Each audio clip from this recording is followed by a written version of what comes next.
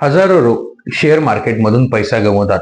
कारण माहितीये का? कारण त्यांना ट्रेंड कधी बदलतो हे समजतच नाही. रिव्हर्स ट्रेडिंग स्ट्रॅटेजी अशी स्ट्रॅटेजी आहे की जेव्हा एखादा शेअर सतत वर चालला असेल आणि अचानक तो कमी होतोय, किंवा एखादा शेअर जर सतत खाली चाललेला असेल आणि अचानक तो वाढायला सुरुवात झाली, तर यावेळेस लोक पटकन निर्णय घेऊ शकत नाही. या स्ट्रॅटेजीला बोललं जातं रिव्हर्सल स्ट्रॅटेजी.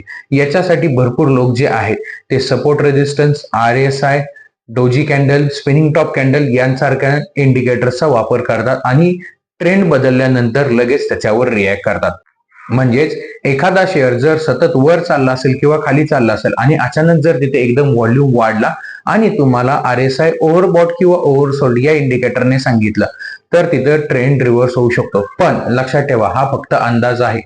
त्यामुळे आपल्याला ट्रेड घेताना स्टॉप लॉस लावूनच जो आहे तो व्यवहार सुरू करायचा आहे. स्टॉक मार्केटमध्ये प्रत्येक जणच ट्रेंड चालू असताना पैसे कमवतात, पण प्रो ट्रेडर तेच असतात की जे ट्रेंड रिव्हर्स झाल्यानुसार आपली पोझिशन बदलतात.